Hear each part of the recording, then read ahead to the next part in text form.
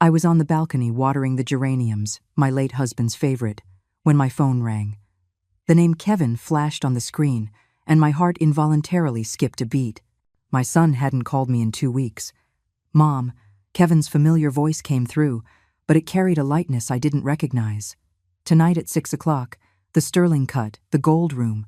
Jessica is treating the whole family to dinner. Be there on time, okay?" Before I could even reply, the line went dead. I stood frozen, holding the phone. As water from the watering can overflowed the pot and soaked my canvas sneakers. Jessica treating the family to dinner? That'll be the day. To say my daughter-in-law, Jessica, and I were like oil and water would be an understatement. Since she married into our family 5 years ago, I became the old hag in her eyes, and she became the thorn in my side I could never remove. She thought I was old-fashioned. I thought she was materialistic. She found me long-winded. I found her ill-mannered. My only comfort was that my son, Kevin, was still somewhat dutiful, though since his marriage he had clearly fallen under her spell. At least he kept up appearances. I glanced at the old regulator clock on the wall, a gift from my husband. It was 4:20 in the afternoon. Getting to the Sterling Cut from my house required 2 bus transfers. I needed to leave early. I quickly wiped my shoes, pulled out the navy blue blazer I only wore on important occasions, and carefully combed my white hair until not a strand was out of place. Even though I couldn't stand Jessica, it was a family gathering, and I couldn't embarrass my son. At 5 o'clock sharp, I locked the door and set out. The late summer sun was still brutal, and by the time I squeezed onto the second bus, my back was drenched in sweat. The bus was packed, shoulder to shoulder, and not a single person offered a seat to an old woman. I gripped the handrail tightly, thinking to myself, for my son, what's a little hardship? At 5:50, I stood before the imposing entrance of the Sterling Cut, smoothing out my wrinkled blazer. A hostess with a bright smile asked if I had a reservation. "The Gold Room, reserved by Mr. Kevin Vance," I said. She checked her list, her expression turning strange. "I'm sorry, the party for the Gold Room has already been seated, but your name isn't on the list. My last name is Vance. Kevin Vance is my son." My voice rose unintentionally. The hostess checked the list again, then said awkwardly, "Ma'am, I'm sorry, but there really isn't a spot reserved for you. Perhaps you could give them a call." My hands began to tremble, but I pulled out my phone and dialed Kevin's number. It rang 7 or 8 times. Just as I thought no one would answer, Jessica's sharp, high-pitched voice came through. "Hello? Jessica, it's Mom. I'm at the Sterling Cut. The hostess says my name isn't on the list." "Oh, Mom." Jessica's voice was dripping with condescension. "It's just a small family dinner tonight. We didn't save a spot for you. You should just head home. We'll call you next time." The line went dead. I stood in the magnificent, gilded lobby of the restaurant, a sudden chill running through my body. People bustled around me, the sounds of clinking glasses and laughter spilling from every private room. I was like an out-of-place ghost, completely at odds with the festive atmosphere. "Ma'am, are you all right?" the hostess asked with concern. I shook my head and turned to push open the heavy glass door. The sky outside had darkened. The city lights were beginning to glow, and the streets were a river of traffic. I stood monotony on the sidewalk, not knowing where to go. Home? Back to that empty house, to eat leftovers in front of my husband's portrait?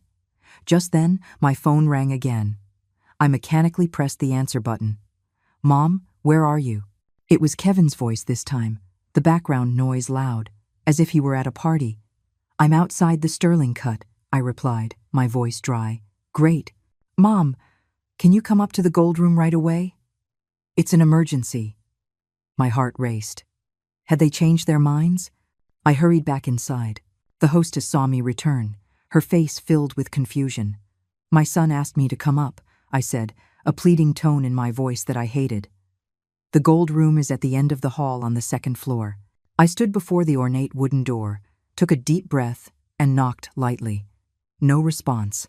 I knocked again, a little harder this time. The door cracked open, revealing Jessica's heavily made-up face. When she saw it was me, she didn't move aside but blocked the opening even more. "Mom, can you go to the front desk and settle the bill for us?" She held out a gold credit card. "The PIN is Kevin's birthday." I was stunned. Didn't you ask me to come for dinner? Jessica rolled her eyes with impatience. We've already finished. Please hurry, the server is waiting. She shut the door before I could even glimpse who was inside. I held the credit card as if it were a burning piece of coal. Downstairs at the cashier's desk, the clerk took the card, swiped it, and then frowned. Ma'am, this card has insufficient funds. The bill is $7,538. How much? I thought I had misheard. $7,538, the cashier repeated, pointing to the itemized receipt. You see, 2 bottles of Napa Cabernet were $1,200 alone, plus the Alaskan king crab, the Maine lobster. My hand trembled so much, I could barely hold the card. $7,000? That was half of my yearly pension. What did they eat, Gold? Can you wait a moment? I need to make a phone call, I said, my voice quivering. The cashier nodded. I dialed Kevin's number again. This time, it rang for a long while before he answered. Mom, is the bill paid? Kevin's voice was thick with alcohol. Kevin, there isn't enough money on the card. The bill is over $7,000. What? He seemed to pull the phone away from his ear. I heard him say to someone nearby, My mom says there's not enough money. A burst of laughter followed, and then his voice became clear again. Mom, don't you have your pension? Just use your money to cover it for now. I'll pay you back later. The blood rushed to my head. You deliberately didn't invite me to dinner, just so I would come and pay the bill. Mom, don't say that. Kevin actually laughed. What's the point of you saving up your pension, if not for times like these? What's the big deal about us, your family, having a nice meal? In the background, I clearly heard Jessica's shrill voice say, What's that old hag dawdling for? The call was abruptly disconnected. I stood at the counter, feeling the blood freeze in my veins. The cashier looked at me with pity. Ma'am, maybe you can think of another way. I took a deep breath and pulled my own debit card from my wallet. Use mine. By the time I walked out of the Sterling Cut, the night was deep. $7,538, my personal savings from the last 2 years, gone just like that. The cold wind blew against my flushed face, and suddenly, I was wide awake. This wasn't the first time. Last month, Kevin said his business was having cash flow problems and borrowed $4,000 from me. 6 months ago, Jessica said she wanted to buy a new car and borrowed $7,000. Looking further back, they would come up with some excuse to take money from me almost every few months. And I, a 68-year-old retired teacher, what did I have besides that meager pension? I felt the 2 cards in my pocket, Kevin's and my own. A bold idea suddenly surfaced. Since the night was already ruined, what more could I lose? I turned and walked toward the nearest ATM. I inserted Kevin's credit card and entered his birthday, 090593. I selected check balance. The number on the screen made my eyes widen. Balance, $125,367.42. $125,000? Kevin had over $100,000 in his account, but made me use my pension to pay a $7,000 dinner bill. My hand trembled even more fiercely. I pressed the button to view the transaction history. For the last 3 months, there were large expenditures almost every week. Chanel Boutique, $3,800. Tiffany & Co., $5,200. Premium Birthing Center, $10,000 deposit. A birthing center? Was Jessica pregnant again? That was impossible. She just had their 2nd child last year, and I had paid for all the hospital expenses then. I scrolled further back, my heart growing colder with each entry. In the past year, the spending on this card exceeded $80,000, while nearly all the deposits were transfers from the Eleanor Vance Pension Fund My Money. My legs went weak, and I nearly collapsed in front of the ATM. All these years, most of my pension had gone into their pockets, while I lived frugally, not even daring to buy myself a new dress. The final entry shattered my heart. Today, at 4:50 in the afternoon, just after Kevin called me, a transfer of $50,000 was made. The recipient was Lakeview Realty Development, LLC. They weren't broke. They just didn't want to spend their own money. I took the card and stood on the deserted street corner, and I suddenly started to laugh. The laughter grew louder, eventually turning into sobs. Passersby gave me strange looks, probably thinking I was a crazy old woman. But I wasn't crazy. I was clearer than I had ever been. I wiped away my tears and made a decision. Starting tomorrow, I would uncover the whole truth, and then I would make those two ungrateful snakes pay. As I turned, I saw Kevin's family walking out of the Sterling Cut, laughing and talking. Jessica was carrying a brand new Hermes bag. Kevin was holding our little grandson, and our granddaughter was skipping happily behind them. What a happy family. If only it weren't for me, the old hag. I hid in the shadows, watching them get into the BMW bought with my money and speed away. Then, I slowly walked toward the bus stop. The last bus had already left. I had to walk home. 3 hours later, when I exhaustedly pushed open my front door, the sky was already beginning to lighten. I collapsed onto the sofa, looked at my late husband's smiling portrait on the wall, and finally broke down. "Robert, did you see that?" I whispered. "After you left, look what our son has become." In the photo, Robert looked at me quietly, his eyes gentle and sad. In a daze, I thought I heard him say, "Eleanor, stand up. Live for yourself." I dried my tears and pulled an old notebook from the bottom of the bookshelf. On the first page, I wrote down the date and everything that had happened. Then, I listed all the money Kevin and Jessica had borrowed from me and all their lavish purchases that I could remember. As the sun rose, so did my plan for revenge. Step 1. Go to the bank and find out exactly where my pension has been going. Step 2. Find a lawyer. Step 3. My phone rang suddenly. It was Kevin. "Mom, thanks for last night." His voice was light and cheerful as if nothing had happened. "By the way, it's little Michael's birthday next weekend. You should prepare a generous check. Jessica said she's inviting a lot of friends." I gripped the phone, my voice unnaturally calm. "Of course. I will definitely prepare a great gift." Hanging up, I looked at myself in the mirror. My white hair was a mess, my eyes were swollen and red, but my gaze was firmer than it had been in the last 5 years. "The game is on, son." The morning sun streamed through the cracks in the curtains. I rubbed my sore eyes, realizing I had fallen asleep on the sofa. My phone showed 3 missed calls, all from Kevin. I didn't call back. Instead, I got up and took a cold shower to clear my muddled head. The face in the mirror was sallow, the wrinkles under my eyes deeper, but my gaze was clearer than ever. A $7,500 wake-up call was a steep price to pay. I changed into my most presentable clothes and put all my bank cards, passbooks, and my ID into my purse. Today, I was going to the bank to get to the bottom of this.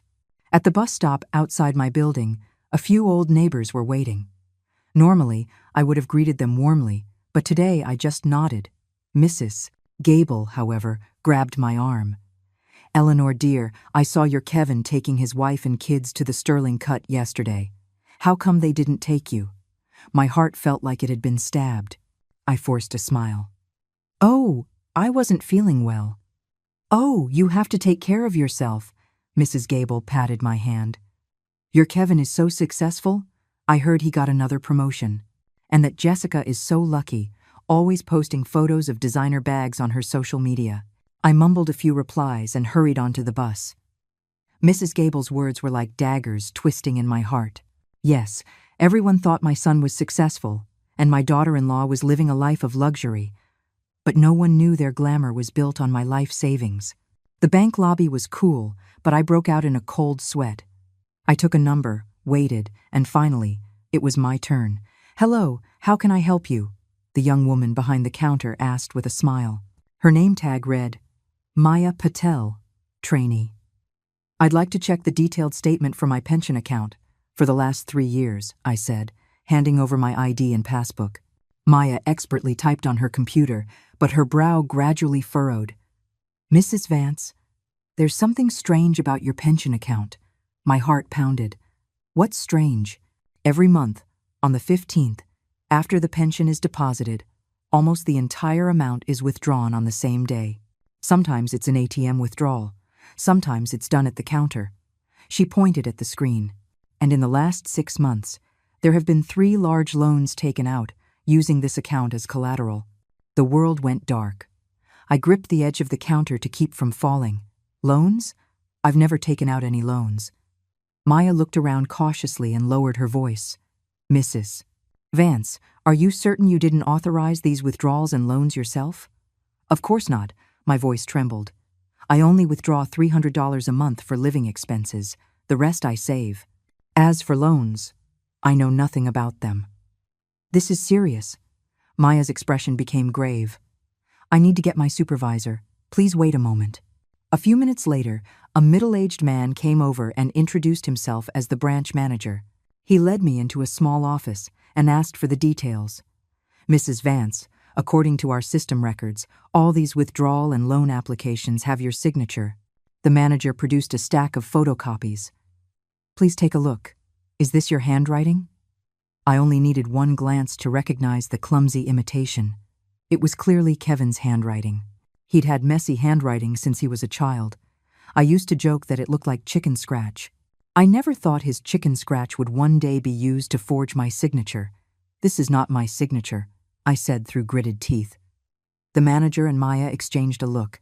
In that case, we advise you to call the police. This is a clear case of financial fraud, and the amount is substantial. The police?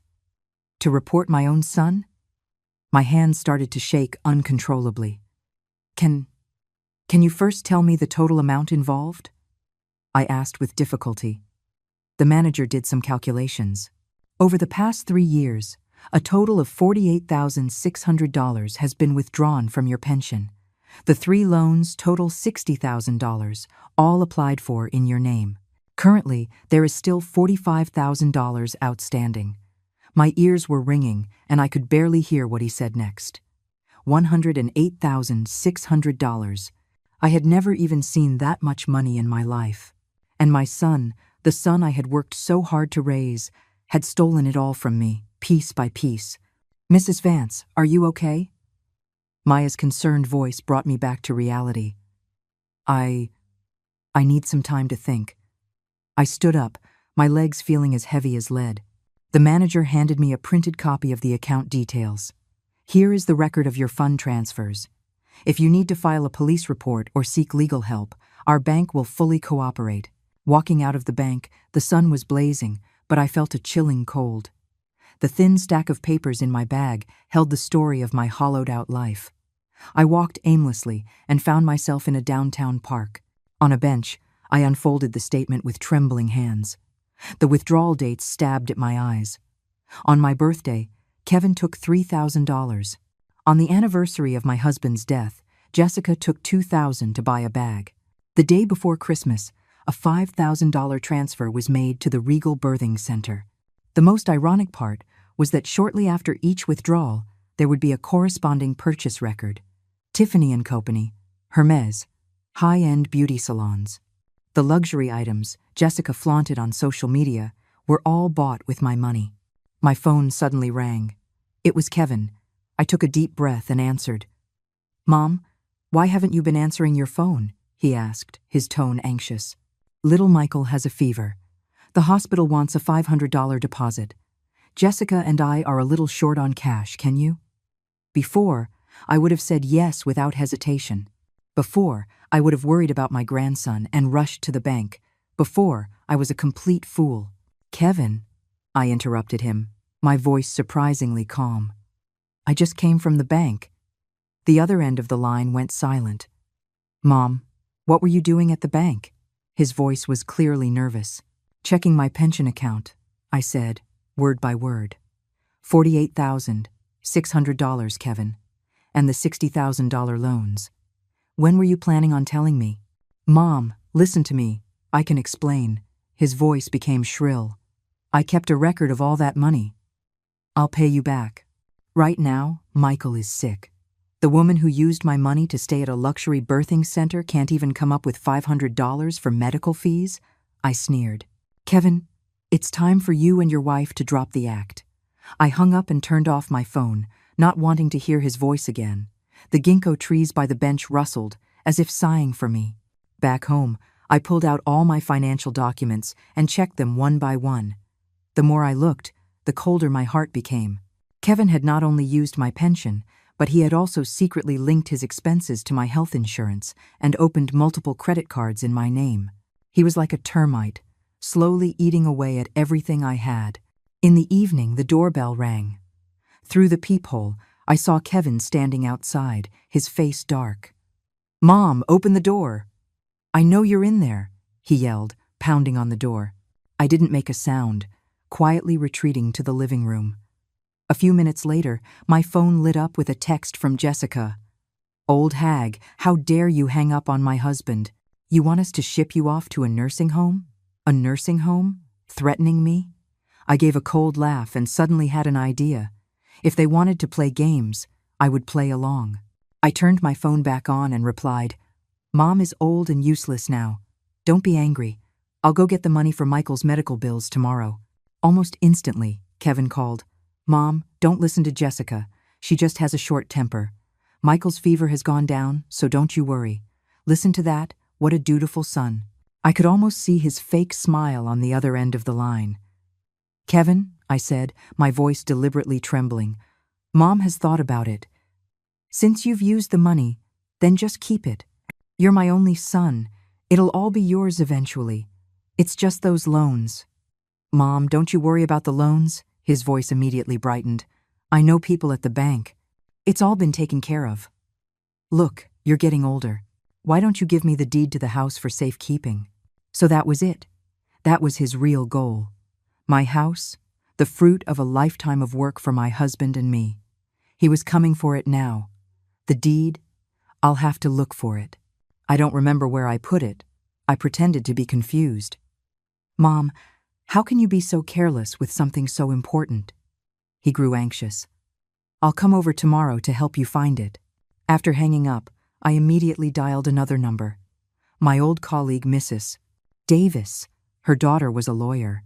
It was time to seek professional help. "Eleanor." Mrs. Davis was surprised to hear my voice. "It's been so long." "Sarah," I said, "I need to ask your daughter for some legal advice about a family property dispute." I struggled to say the words. There was a moment of silence on the other end. "Eleanor, is it about Kevin?" So, everyone knew. Everyone except me, his own mother. I gave a bitter laugh and briefly explained the situation. Mrs. Davis immediately promised to connect me with her daughter. "Clara is free tomorrow morning. You can go straight to her firm," Mrs. Davis said. "Eleanor, take care of yourself. Some children just aren't worth it." Not worth it. The words echoed in my mind. Yes, in my 68 years, I had taught countless students, but I had failed to teach my own son. The night was deep, but I couldn't sleep. At my desk, I compiled a detailed list. All the misappropriated funds, the forged documents, the threatening text messages. These were my weapons. Tomorrow, I would meet the lawyer. Tomorrow, the fight back would officially begin. Outside, a sliver of a new moon hung in the sky, cold and bright. My husband's photo, bathed in the moonlight, seemed to watch me quietly, as if to say, "Well done, Eleanor." Clara Hayes's law firm was located in an old office building in the Loop. The elevator was ancient, so I had to climb 5 flights of stairs. My knees ached, but compared to the pain in my heart, it was nothing. Pushing open the frosted glass door, a young woman at the front desk looked up and smiled. "Hello, do you have an appointment?" "I have an appointment with Clara Hayes." "My name is Eleanor Vance." The woman checked the schedule. "Miss Eleanor Vance, Miss Hayes is waiting for you. Please follow me." The office was small but neat and bright. Bookshelves were lined with legal texts, and a few ink-wash paintings hung on the walls. A woman in her early 30s, with short hair and a sharp pantsuit, stood up from behind the desk. Her eyes were sharp yet kind. "Mrs. Vance, hello." She extended a hand. "I'm Clara Hayes. Sarah Davis is my mother." I shook her hand. It was warm and firm. After a brief exchange of pleasantries, I got straight to the point, laying out the documents and bank statements I had organized the night before. Clara read through them carefully, occasionally making notes. When she saw the forged signatures and loan documents, her brow furrowed tightly. "Mrs. Vance, this situation is more serious than I thought," she said, putting the papers down. Your son is implicated in multiple crimes: financial fraud, forgery, embezzlement. The evidence is solid. We could absolutely file criminal charges." Criminal charges? My fingers twisted together unconsciously. To send my own son to prison. Of course, with family disputes, we usually recommend mediation first, Clara said, seeming to notice my hesitation. "What are your goals?" I took a deep breath. "First, I want him to stop taking my property. Second, I want to recover the money he took. Third," I paused, "I want to ensure my house is safe." Clara nodded. "We can start by sending a cease and desist letter, demanding he stop any and all actions related to your assets and return the illegally obtained funds. At the same time, I strongly advise you to do the following immediately." She handed me a list. "Change all your bank account passwords, report your ID as stolen and get a new one. Move the deed and other important documents to a secure location, like a safe deposit box, and gather more evidence." "The deed is the most important thing," Clara emphasized. "The loans taken out in your son's name are secured against your property. If he defaults, the bank has the right to foreclose on your house." My hands started to shake. How could he? That's the only home his father and I ever had. "In the face of money, family ties can sometimes be very fragile," Clara said softly. "Mrs. Vance, you need to be prepared. Cases like this are often accompanied by intense family conflict." I gave a bitter smile. "They've already threatened to send me to a nursing home." Clara's eyes sharpened. "That constitutes elder abuse. Do you have any proof of that?" I took out my phone and showed her the threatening text from Jessica. Clara had me forward it to her immediately. "This can all be used as evidence," she said. "Mrs. Vance, you need to make a decision. Do you want to simply protect what you have left, or do you want to pursue legal action against them?" I looked out the window. The sunlight reflecting off the glass of the building opposite was painfully bright. To report Kevin, to have him sent to jail. I remembered him as a little boy with a high fever, how I held him all night without sleeping. I remembered the proud smiles my husband and I shared when he got into college. I remembered on his wedding day, he promised me, "Mom, I'll take care of you for the rest of your life." "Let's just protect the assets for now," I finally said. "As for legal action, if they stop, I can forgive them." Clara gave me a long, meaningful look. "You're more forgiving than most clients." "All right. I'll draft the letter today. As soon as you get home, follow the list. Contact me immediately if anything happens." Leaving the law firm, I went straight to the police precinct to report my ID stolen. A young officer at the desk asked casually why I was reporting it. "My son used my ID to take out loans," I said calmly. The officer's hands froze on the keyboard. He looked up at me. "Ma'am, that's a serious crime. Do you want to file a report?" I shook my head. "Just the new ID for now." By the time I got the temporary ID, it was already 3 in the afternoon. I rushed to the bank and found Maya, the teller from yesterday. "Mrs. Vance." She was happy to see me. "I was just thinking about contacting you." I explained my purpose, and she immediately helped me change my account passwords and process the stolen ID paperwork. "By the way," she lowered her voice, "I checked the security footage.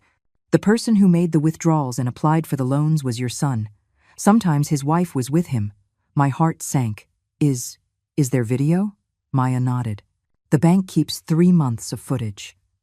I've already backed up the relevant clips. They can be used as evidence if needed." I gratefully squeezed her hand.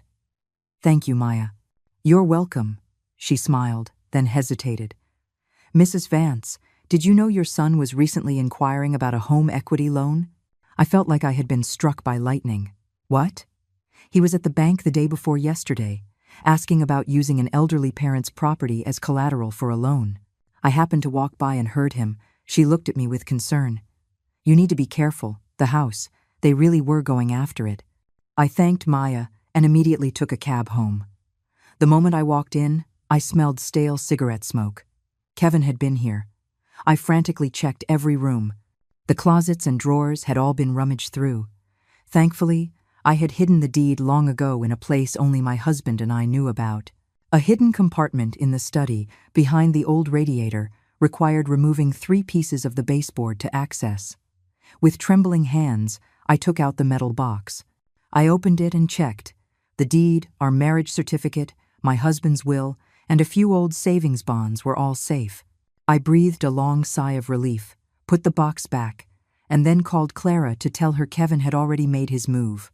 "Mrs. Vance, this is urgent." Clara's voice was serious. "I recommend you leave your home immediately and stay with a friend or relative for a while. At the same time, we will go to the county recorder's office tomorrow to file a property lien dispute. This will prevent your son from selling or transferring the property without your consent." Leave? I looked around the house I had lived in for 30 years. Every corner held a memory. The photos of Kevin growing up on the wall, my husband's favorite books on the shelf, the spatula I'd used my whole life in the kitchen. How could I bear to leave? I'll think about it," I said vaguely. After hanging up, I sat on the sofa in a daze. The sky darkened, and the room grew dim, but I couldn't be bothered to turn on a light. My phone screen suddenly lit up. It was a text from Kevin. "Mom, I'm coming to pick you up tomorrow morning. We're going to look at a place. There's a really nice retirement community." My hand shook, and the phone fell to the floor. They were serious. They were really going to force me out to take the house. Picking up the phone, I replied, "Okay. Mom has been thinking about a change of scenery." Then, I immediately texted Clara. "I agree with your suggestion. I'll move out first thing in the morning." That night, I packed some necessities and valuables, leaving everything else untouched so as not to arouse suspicion. I carefully wrapped my husband's photograph and placed it in my bag. Just as I was about to turn off the lights, the doorbell rang again. This time, I didn't check the peephole. I just called out, "Who is it?" "Mrs. Vance?" "It's me, Maya." A familiar voice. I opened the door in surprise to see Maya standing there, holding a USB drive. "Mrs. Vance, I'm sorry to bother you so late. This is the backup of the bank's security footage. I thought you might need it." I quickly invited her in and poured her a glass of water. Maya explained that after work, the more she thought about it, the more worried she became that my son might do something more extreme, so she brought the evidence over. "It's too dangerous for you to be alone," she said with concern. "Do you have any relatives you can stay with?" I shook my head. "My old friends are all getting on in years. I don't want to be a burden." Maya hesitated for a moment. "Well, would you want to stay with me for now? I have a roommate, but you could stay in the living room." I was moved to tears. This girl, a virtual stranger, was more concerned for me than my own son. "Thank you, Maya. I've already contacted my lawyer. I'm moving to a safe place tomorrow." I patted her hand. "But I will never forget your kindness." After Maya left, I couldn't sleep a wink. At 4 in the morning, I got up and wrote a long letter to Kevin, telling him everything I knew and what I had decided to do. I wouldn't give him the letter now, but maybe one day. Dawn broke. I took one last look around the house full of memories and gently closed the door. In my bag were the deed and all my important documents. In my pocket were my new temporary ID and bank cards. First stop, the county recorder's office. Clara was already waiting for me. "Mrs. Vance, you look terrible. Are you all right?" she asked with concern. I shook my head. "Just didn't sleep well. Let's get started." Filing the property lien dispute was easier than I expected. It took less than an hour. From now on, any transaction regarding my property would be frozen. "Next, where do you plan to stay?" Clara asked. "I have a friend who runs a senior living community. The environment is nice, and the price is reasonable." I told her about Maya's offer. Clara's eyes lit up. "A bank employee? That's even better. She can help you monitor your account activity, but you have to be careful not to get her into trouble." Just then, my phone rang. It was Kevin. "Mom, where are you? I'm downstairs to take you to see the retirement community. Why is no one answering the door?" "Kevin," I said calmly, "something came up. Let's put the retirement community on hold for now. I think I'm quite comfortable where I am." "Mom, how could you do this?" His voice rose sharply. "Jessica and I went to a lot of trouble to set this up. You're making things very difficult for us." "Difficult?" I sneered. "Kevin, I met with a lawyer yesterday. I know everything. The property lien has been filed, so you can forget about it." There was a dead silence on the other end, followed by a roar of fury. "You old hag! You just wait!" The line went dead. Clara looked at me with concern. How did he react? "Furious," I said with a bitter smile. "But it doesn't matter. The gloves are off now." Clara insisted on driving me to Maya's apartment building and reminded me to call the police, or her, immediately if anything happened. I thanked her and rang the doorbell at the address Maya had given me. Maya and her roommate, a girl named Chloe, shared a 2-bedroom apartment. It was modest but clean and tidy. The 2 girls warmly helped me get settled, even buying me new bedding. "Mrs. Vance, you can stay in my room. Chloe and I can share," Maya said. "Absolutely not. The living room is fine," I insisted. "You've already done so much." After settling in, I charged my phone and found more than a dozen missed calls and countless texts from Kevin and Jessica. They ranged from pleading and apologies to threats and insults. I didn't reply to a single one. That evening, when Maya came home from work, she brought shocking news. "Mrs. Vance, your son went to the bank today and tried to report the deed to your house as lost, using your old ID. Thankfully, the system had already been updated with your report, and the teller recognized that he wasn't you." I was shaking with anger. What is he trying to do?" "The bank has already called the police," Maya said. "But he ran off before they could get there." Just then, my phone rang again. It was an unknown number. I hesitated for a moment before answering. "Mom, you've got some nerve." Kevin's voice was choked with tears. "The police came to my door." "I'm your son. How could you do this to me?" "Kevin," I fought back my own tears. "You did this to yourself. I was wrong, okay? I was wrong." He suddenly softened. "Mom, I was just confused for a moment. Please forgive me, okay? I promise I'll be a good son from now on. If this were the past, I might have softened. But now, I just felt disgusted. Kevin, my lawyer has prepared all the documents. If you and Jessica stop harassing me and return the money you took, I won't press charges. Otherwise what? You'll send your own son to jail?" His voice turned vicious again. "You old hag, you just wait." He hung up. Maya looked at me with concern. "Mrs. Vance, are you okay?" I shook my head, the tears finally breaking free. What did I do wrong to raise a son like this?" Maya gently hugged me. "It's not your fault, Mrs. Vance. Some people just don't know how to appreciate what they have." That night, lying on a strange sofa, listening to the city's noise outside my window, my heart felt like it was being torn apart. But I knew that from this day forward, I was no longer the helpless old woman they could push around. I am Eleanor Vance, a woman who is finally starting to live for herself. 3 days after I moved in with Maya, things took a sharp, terrifying turn. It was a muggy afternoon. I was helping the girls clean the apartment when the doorbell rang. Chloe went to open it and then cried out in alarm, "Mrs. Vance, the police are here for you." My heart sank. I walked to the door and saw 2 uniformed officers and a woman from the county's Adult Protective Services. "Miss Eleanor Vance?" the older officer asked. "We've received a report from your son stating that you have dementia and have gone missing several times recently. Under the Elder Protection Act, we need to take you for a psychiatric evaluation." I felt like I'd been struck by lightning. "What?" "I'm perfectly fine. This is a complete fabrication by my son." "Ma'am," the social worker said in a gentle but firm tone, "many patients with dementia say the same thing. It's just a routine check. If you're fine, you'll be back home in no time." Maya came out from the kitchen. "What's going on?" "Mrs. Vance is perfectly normal." "And you are?" the officer asked. "I'm a bank teller. I can attest that Mrs. Vance is in perfect mental health," Maya said urgently. "Her son is the liar." "Ma'am, please do not obstruct our work," the officer cut her off. "Miss Vance, please come with us." I looked at their unyielding expressions, then at Maya, who was on the verge of tears, and I understood. This was Kevin's new plan. He knew the legal route was failing, so he resorted to this. "I'll go with you," I said calmly. Then I whispered to Maya, "Call Clara Hayes." Tell her they're taking me for a psychiatric evaluation at Serenity Meadows Hospital. Please hurry, ma'am, the officer interjected.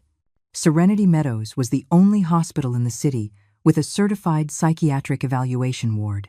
On the way, I tried to explain, but the officers just nodded dismissively, clearly having already made up their minds. The psychiatric ward was in a secluded wing, the hallway thick with the smell of antiseptic. I was led into an examination room where a middle-aged doctor with glasses, Saturday Eleanor Vance, 76 years old, he said, flipping through a form. 68, I corrected him. My son deliberately overstated my age. The doctor looked up at me, then continued writing. Believes she is younger than her actual age, a common symptom of dementia. What? I couldn't believe my ears. Such a snap judgment. The examination that followed was a farce. The doctor asked me a few simple questions. What is today's date? Who is the current mayor? Subtract 7 from 100, 5 consecutive times. I answered every question correctly, but his expression grew more and more solemn. Ma'am, your son says you frequently forget to turn off the stove and get lost when you go out. Is that true? Never. He's lying, I said, agitated. Denial of symptoms is also a sign of dementia, the doctor said to the officer. He then wrote on the diagnosis form, suspected Alzheimer's disease. Recommend inpatient observation. I felt like I had been plunged into an icy abyss.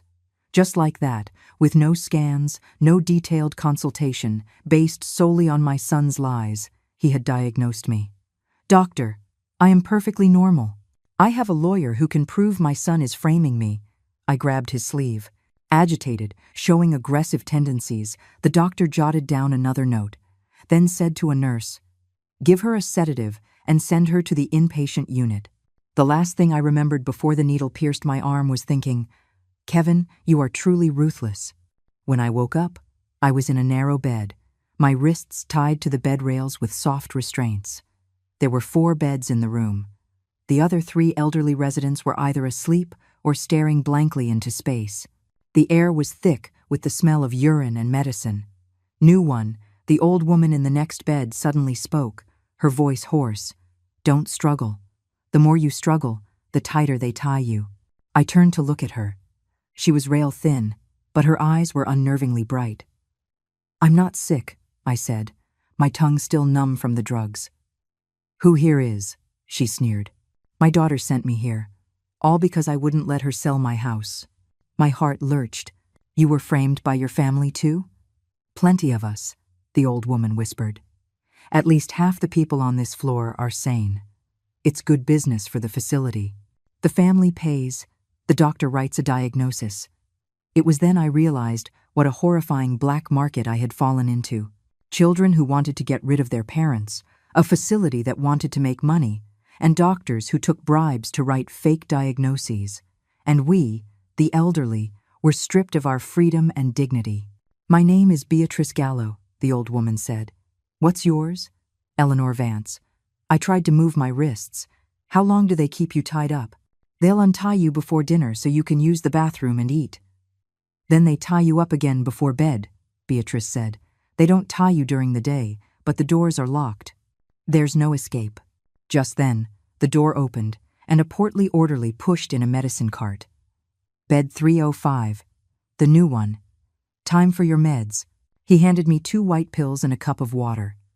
Remembering what Beatrice had said, I pretended to put the pills in my mouth but tucked them under my tongue.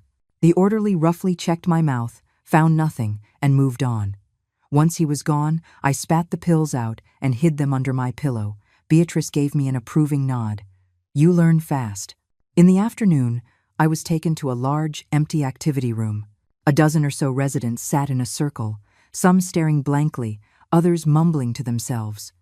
Orderlies stood guard at the door, occasionally yelling at anyone who didn't comply. I noticed a white-haired old man in the corner, secretly writing something on a piece of paper. When he saw me looking, he quickly hid it. "That's Arthur Finch," Beatrice whispered. "Used to be a high school teacher. His son sent him here.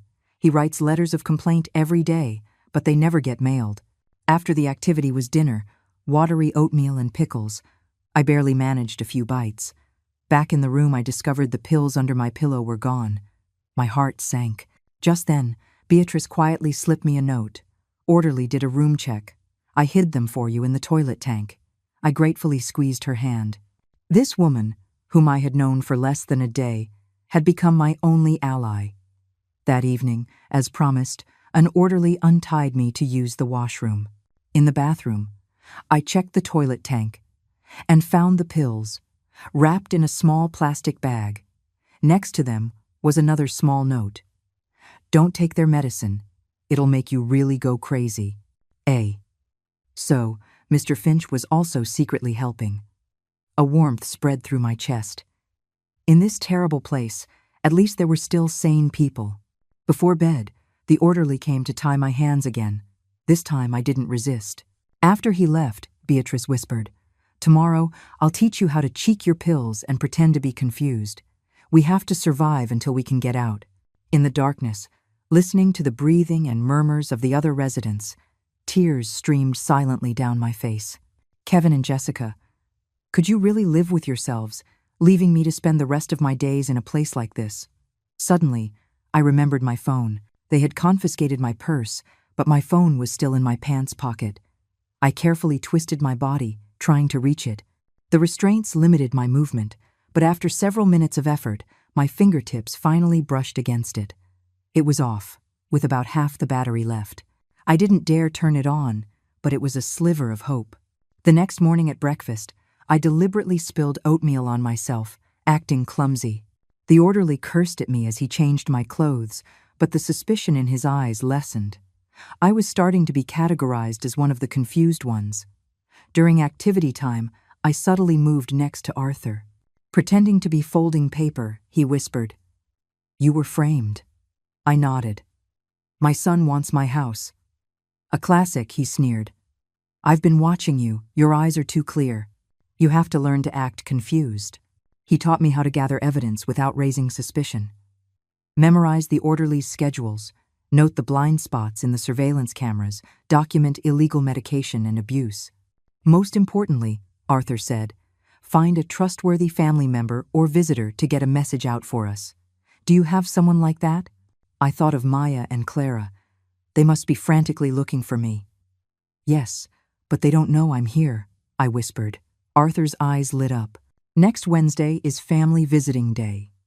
You have to find a way to contact them. Back in the room, I shared the plan with Beatrice. She was thrilled. I know one of the cleaning ladies. She can pass a note for you. And just like that, the three of us formed a small resistance alliance. Over the next few days, I acted more and more confused on the surface, while secretly documenting every violation at the facility. Residents being tied to their beds for over 12 hours, being forced to take expired medication, orderlies hitting those who disobeyed. The most horrifying discovery was a special arrangement between the facility and certain families. For an extra fee, the facility would provide special care, which was actually systematic abuse to troublesome residents until they became completely docile. On Wednesday morning, I got up early and sewed the note, filled with everything I had documented, into the lining of my bra. The cleaning lady Beatrice knew was in her 50s. She saw what we were doing and gave a silent nod. "Don't worry," she whispered. "My daughter works for a newspaper. This needs to be exposed." During visiting hours, the activity room was transformed. It was clean and welcoming, the residents were dressed in their best clothes, and the orderlies were all smiles. I sat in a corner, scanning every person who walked in, praying for a familiar face. Suddenly, an unexpected figure appeared at the door. Maya. She was in casual clothes, pretending to be a family member of another resident. Our eyes met across the room. A flash of shock and relief crossed her face before she composed herself and slowly walked toward me. "Grandma," she said, kneeling in front of me and taking my hands as if we were close. "I've come to see you." I squeezed her hand and whispered, "Bra pocket." Maya understood. Pretending to fix my collar, her hand quickly retrieved the note. An orderly walked over to check. She immediately said loudly, "Grandma, you're looking so well. We all miss you so much." The orderly, satisfied, walked away. Before leaving, Maya winked at me and mouthed the words, "Hang in there." After she left, my heart pounded for a long time. The note contained not only the evidence I had collected, but also a crucial piece of information. Kevin had already filed a petition with the court to have me declared legally incompetent. If it passed, he would have complete control over all my assets. I had to stop him. But what could I do from inside this prison? That evening, Arthur secretly told me some astounding news. I heard that officials from the Department of Health are coming for an inspection next week. This might be our only chance. The flame of hope was reignited. Beatrice and I began to prepare more detailed complaint materials. Arthur even drew a floor plan of the facility, marking all the cameras and guard stations. If we can just talk to the officials face to face. Arthur's eyes gleamed. We could expose everything. Beatrice was just as excited. However, the day before the inspection, disaster struck. After dinner, an orderly suddenly increased my medication. Bed 305. New prescription from the doctor. To help you sleep. I instinctively resisted. I don't need it. It's not up to you. The orderly brutally pinched my nose and forced the pills down my throat. That night, I slept like the dead, missing the inspection entirely. When I woke up, I was met by Beatrice's swollen eyes and Arthur's grim face. The inspection was a sham, Beatrice said, crying. Someone tipped them off. The facility was prepared. All the problem residents were locked in their rooms. Our last hope was gone. I lay on the narrow bed, staring at a crack in the ceiling, my heart a dead weight. Was I destined to live out my final years in this hell on earth? Could Kevin and Jessica really get away with everything? No. I gritted my teeth. As long as I had breath in my body, I would keep fighting. It took 3 days after being drugged for my head to clear completely. Beatrice told me that after the failed inspection, Arthur's medication was also increased. Now he spent his days in a daze. They know we were planning something, Beatrice whispered. We can't even get notes out anymore. The friendly cleaning lady was transferred and replaced by a brutish man who watches us like a hawk. Activity time was cancelled, the food got worse, and the orderlies became even more hostile. The entire facility was on high alert. Beatrice and I were forced to halt our resistance, acting as numb and compliant as the other residents. But in secret, we continued to watch, to remember, to wait. I memorized the name and shift of every orderly, the pattern of medication distribution, and even the fact that the director left for 2 hours every Wednesday afternoon for business meetings. Don't lose hope, Beatrice whispered to me in the bathroom. An opportunity will come. And sometimes, opportunity arrives in the most unexpected way. It was a normal Thursday morning. We were in the activity room watching television, though most were just staring at the flickering screen. Suddenly, the director walked in with several people. One of them, an elderly woman in a wheelchair, was particularly striking. "This is our new resident, Dr. Reed," the director announced with a fawning smile. "A retired professor from the University of Chicago. Everyone, please make her feel welcome." I studied our new roommate. She was in her 70s, with silver hair impeccably styled. Though in a wheelchair, her eyes were as sharp as a hawk's. To my surprise, she was assigned to the empty bed in our room. Dr. Reed's arrival was like a stone dropped into stagnant water. From day one, she behaved differently from everyone else.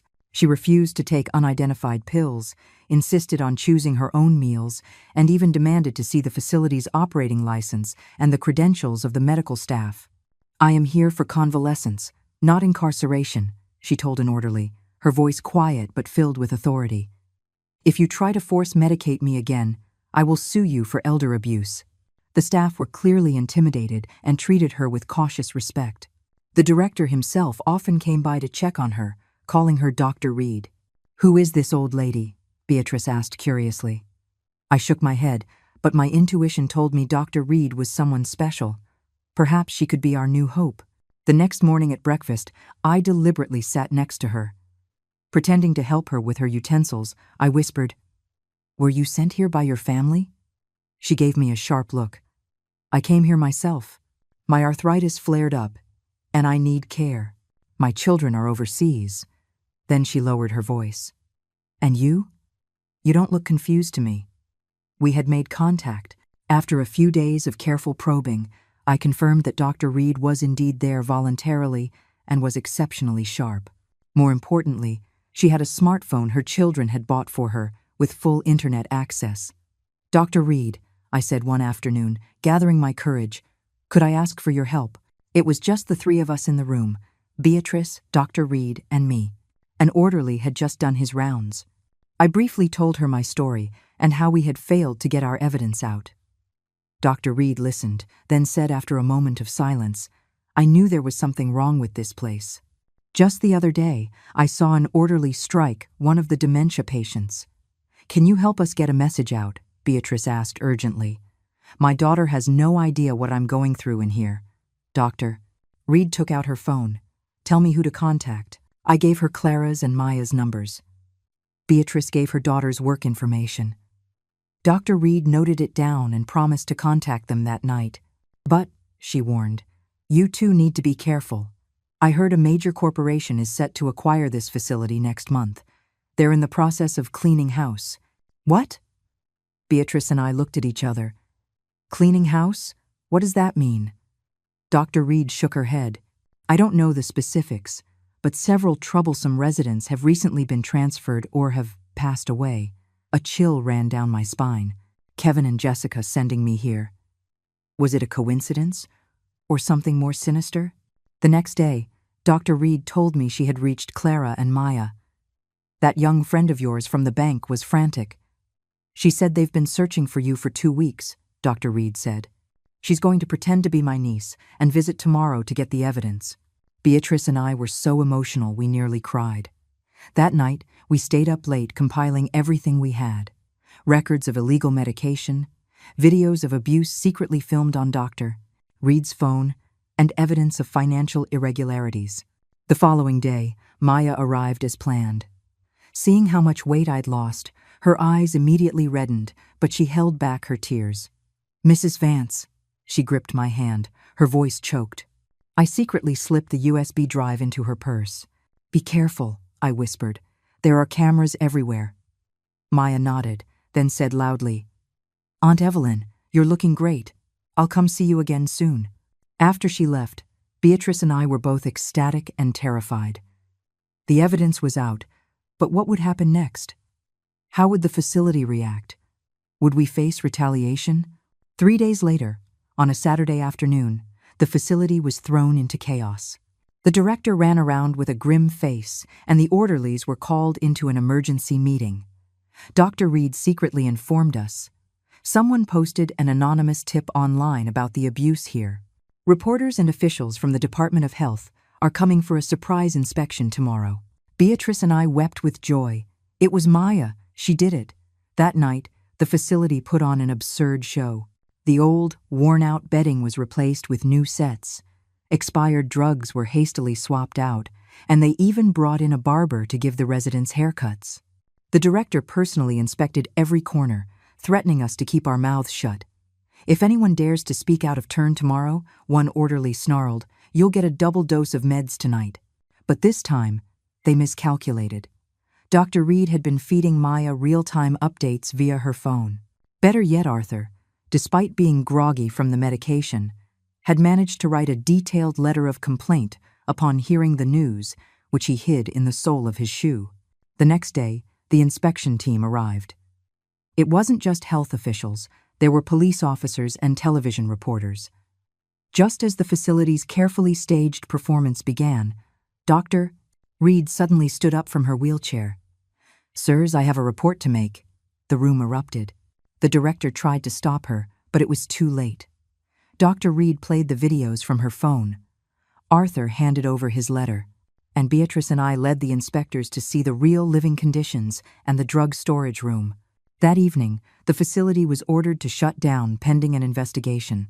The director and several orderlies were taken into police custody. The rest of us were temporarily relocated to a proper senior living community nearby. And there, in the lobby of the new facility, I saw them, Clara and Maya, rushing towards me. "Mrs. Vance." Maya threw her arms around me, tears streaming down her face. "You've lost so much weight." Clara, however, was all business. "Mrs. Vance, the competency hearing your son filed for is in 2 days. We need to prepare our case immediately. It turned out that while I was imprisoned, Kevin had nearly completed the legal process to have full control of my assets. "Do we have a chance?" I asked, worried. Clara smiled confidently. "We do now. The evidence of abuse from the facility, plus the willingness of Dr. Reed and the other residents to testify for you, is more than enough to prove your son was framing you." The next 24 hours were a whirlwind. Clara took me for a proper psychiatric evaluation, which concluded I was fully competent to manage my own affairs. Maya organized all the evidence, including the dark secrets of the facility and the bank records of Kevin's forgeries. Dr. Reed even contacted a friend in the legal community to offer expert support.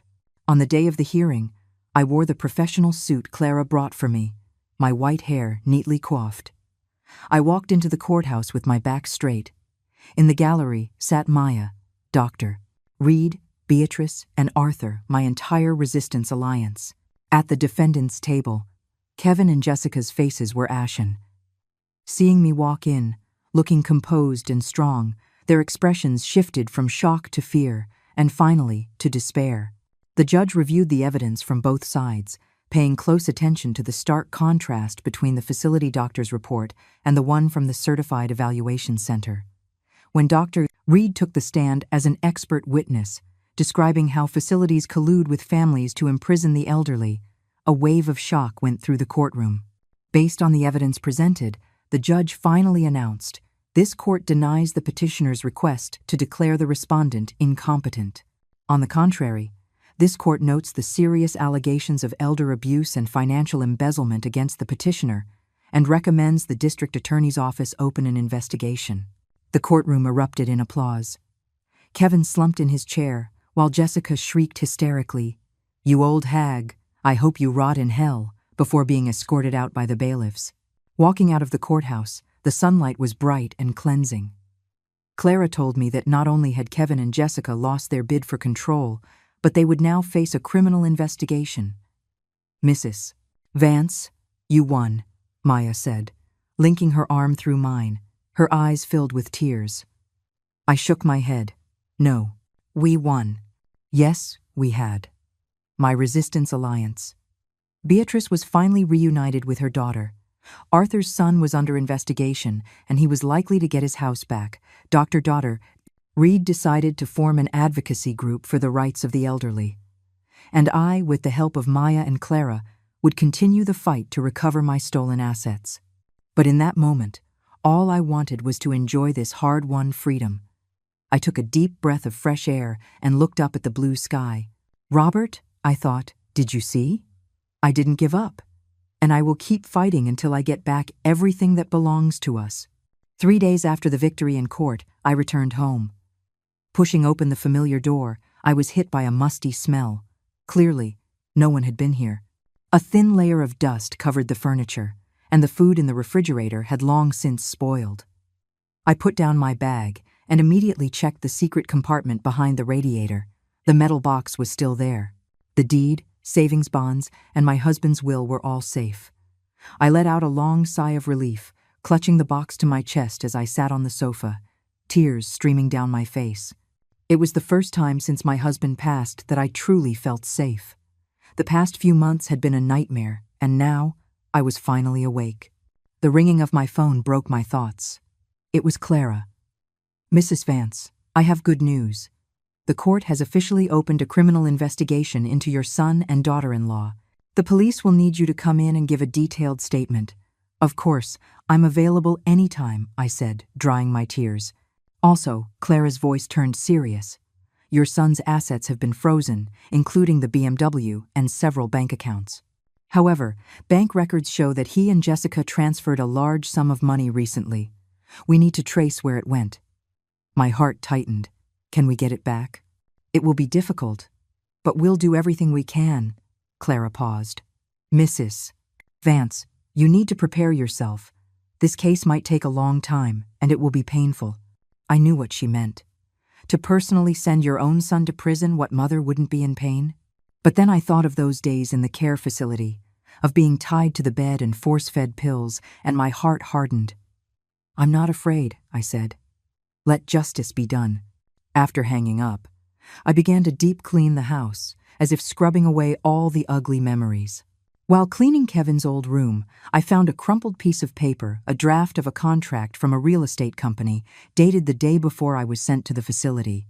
The contract showed that Kevin had already reached an agreement with Lakeview Realty to sell my house for 30% below market value, on the condition that the original occupant, me, would not object. In return, he would receive a small condo and $10,000 in cash. My hand trembled so much I could barely hold the paper. It was all premeditated. They didn't just want my money, they wanted the home my husband and I had built over a lifetime. I immediately took a picture and sent it to Clara. Less than 10 minutes later, she called back. "Mrs. Vance, this contract is a smoking gun. It's direct proof of conspiracy to commit fraud between your son and this real estate company. I've already contacted the Economic Crimes Unit. They will investigate this company. So my house is safe?" "Absolutely," Clara said confidently. "No one would dare touch your property now." That afternoon, Maya came to visit, carrying bags of groceries, saying she wanted to help me get my strength back. Watching her bustle around the kitchen, my heart felt warm. This girl, who was no blood relation, was more thoughtful than my own son. "Maya, your parents must be so proud of you," I said during dinner. She smiled. "My parents are just regular working-class people, but they taught me to be a good person." She hesitated. "Mrs. Vance, do you hate your son?" I put down my fork and was silent for a long time. I did. But now, it's more sadness than hate. I'm sad that he became this person, and sad that I failed to teach him better. Maya took my hand. "It's not your fault. Everyone has to be responsible for their own choices." The next day, I went to the police station to give my statement. The detective, a middle-aged man named Officer Miller, was kind but thorough in his questioning. When I described my experience at the care facility, his brow furrowed, and he called in a colleague from the Elder Abuse Unit, Mrs. Vance, "Your situation is more serious than we thought," Officer Miller said. "Your son and daughter-in-law are suspected of multiple crimes, including elder abuse, financial fraud, and forgery. The case against the care facility is also ongoing. Several people have already been arrested." "Will they go to prison?" I asked quietly. "It's very likely," he said bluntly. "You should be prepared for that." Walking out of the station, the sunlight was blinding. I put on my reading glasses and suddenly saw a familiar figure across the street, Kevin. He had lost weight, was unshaven, and was staring at me with a dark expression. Our eyes met. He made a throat-slitting gesture with his finger, then turned and walked away. My heart pounded, and my legs went weak. He hated me. My own son hated me. That realization was more painful than any physical harm. When I got home, I immediately had the locks changed and installed a security chain and a peephole camera. Clara was right. I had to protect myself. That night, I tossed and turned. Kevin's hateful glare burned into my mind. At 3 a.m, my phone rang. It was an unknown number. "Mom," Kevin's voice was hoarse. "We need to talk." "There's nothing to talk about," I said, trying to sound calm. "Just 10 minutes. Face to face, his tone softened. "Mom, I know I was wrong. I want to apologize." I bit my lip, torn.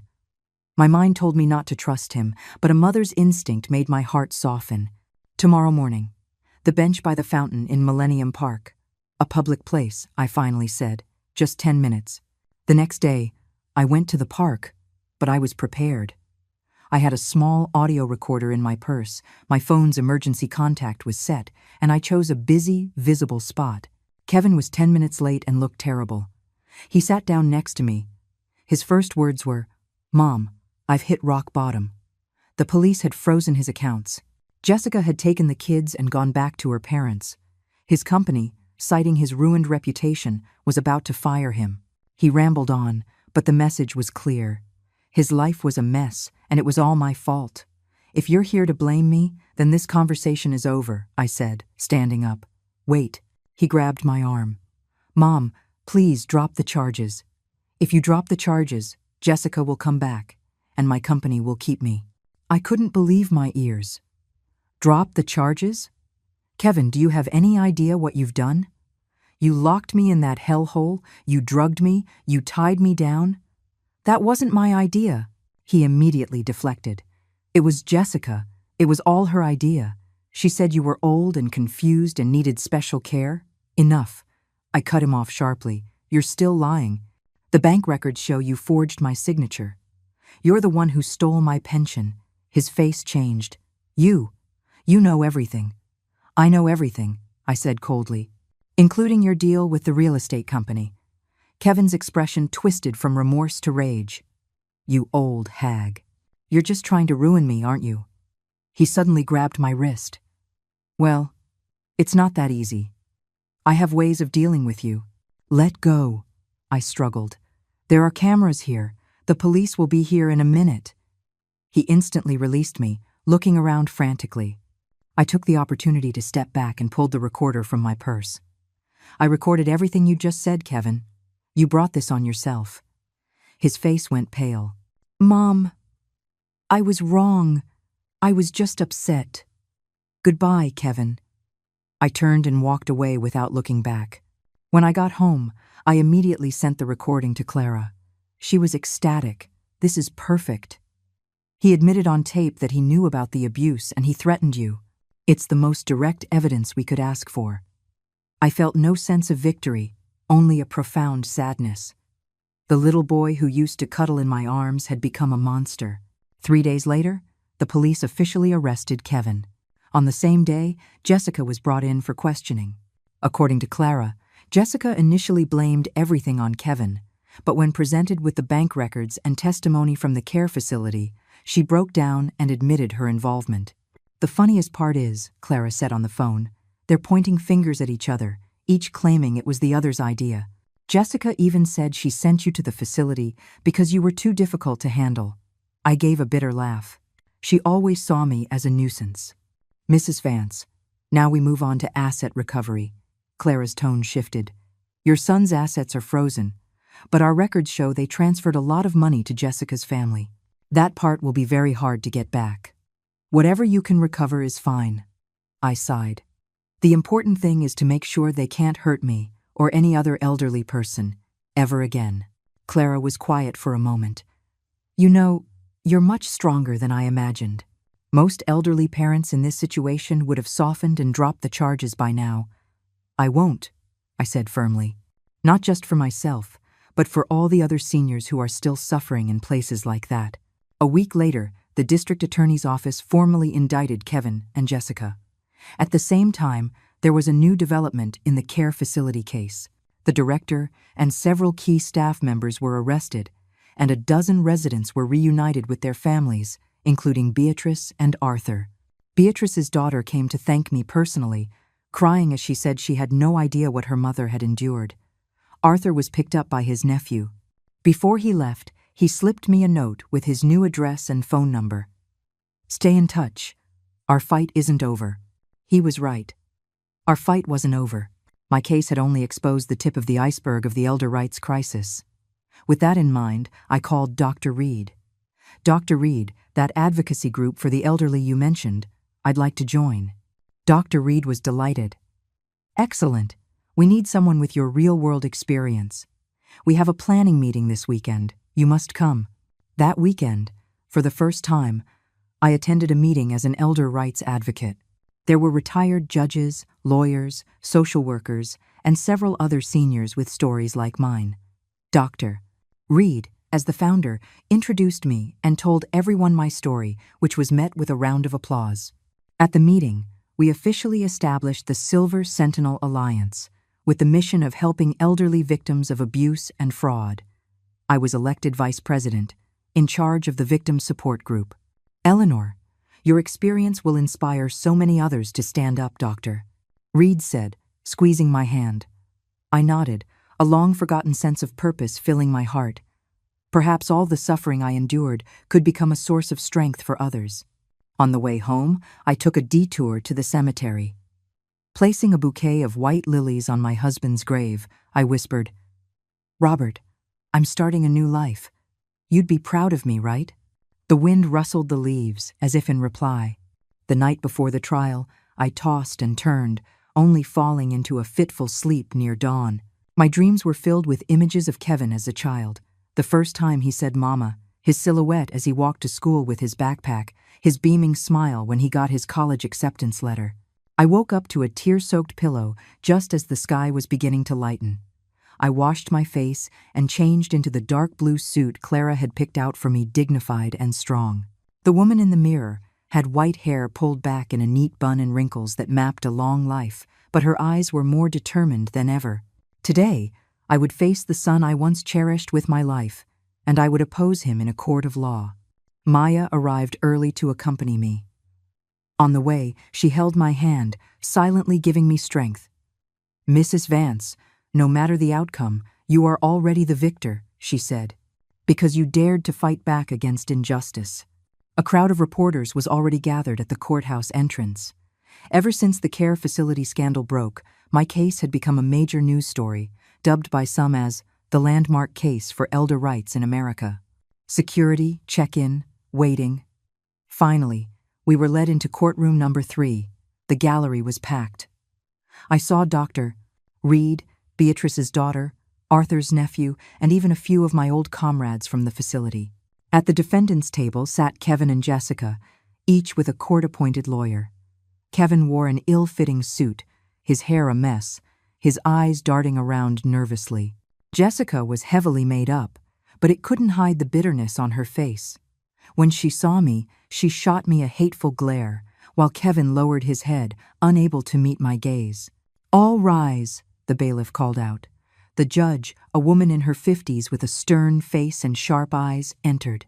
After she declared the court in session, the prosecutor began his opening statement, listing Kevin and Jessica's crimes: abuse of a vulnerable adult, embezzlement, forgery of official documents. Each charge was like a knife in my heart. As a mother, hearing your own son accused of such things is an indescribable pain. But I had to be strong.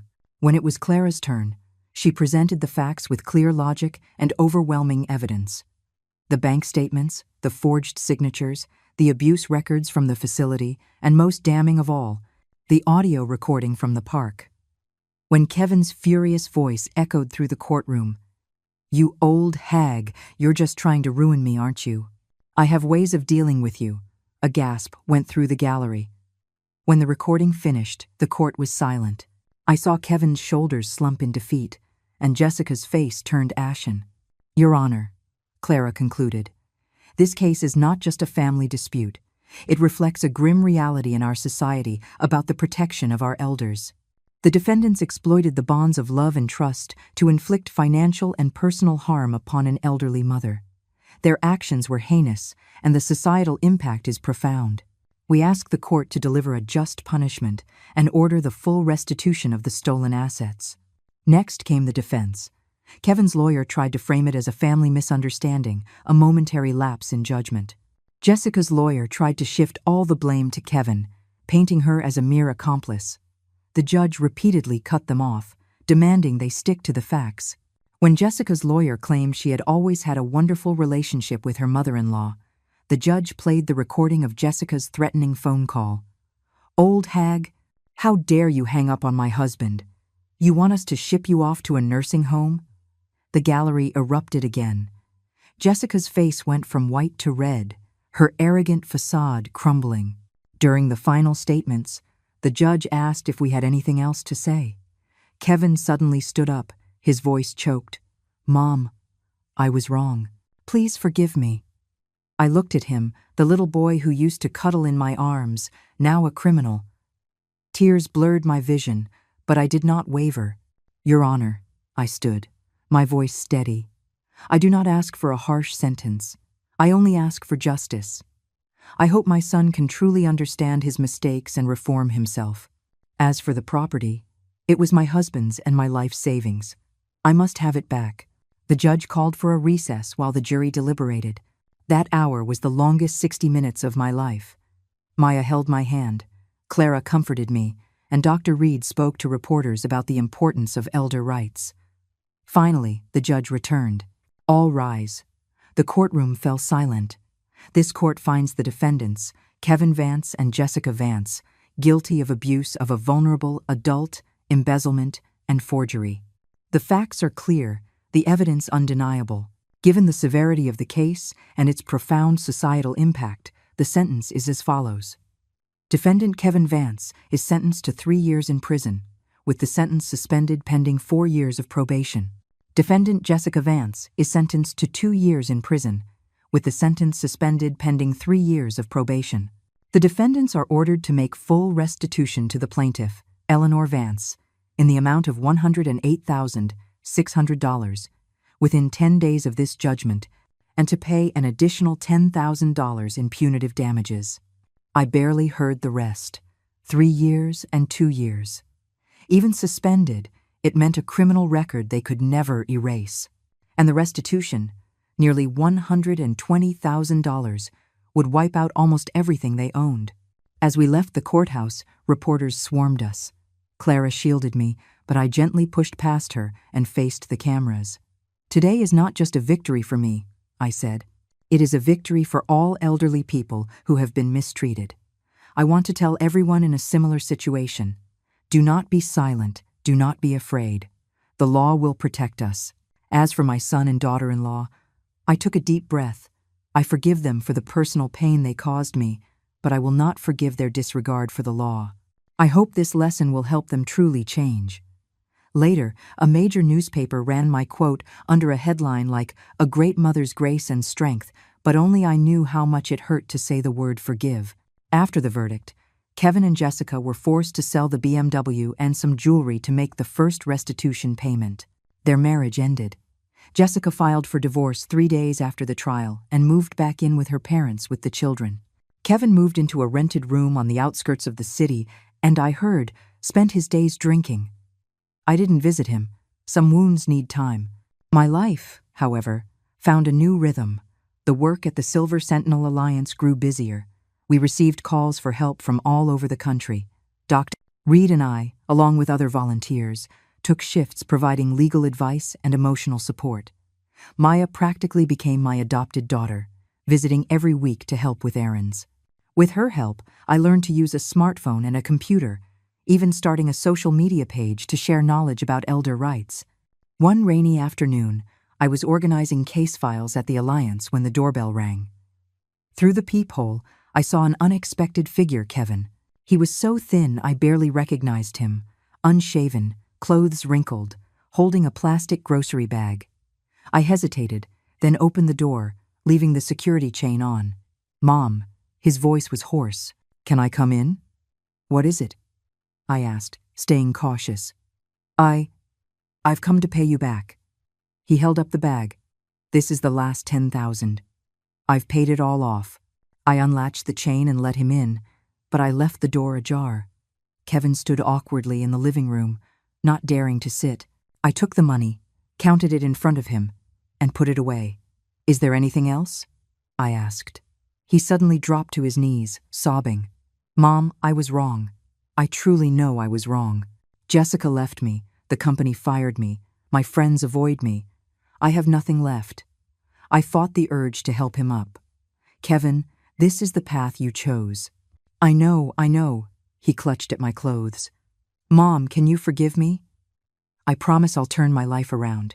Looking at his pathetic state, my heart felt torn in two. One half a mother's pity, the other a victim's anger. "Kevin," I finally said, "I can forgive you, but I won't forget. As for trust, that will take time." He looked up, a flicker of hope in his eyes. "Mom, thank you. You should go now," I interrupted. "When you've truly changed, then you can come find me." After Kevin left, I sat in front of my husband's portrait and wept.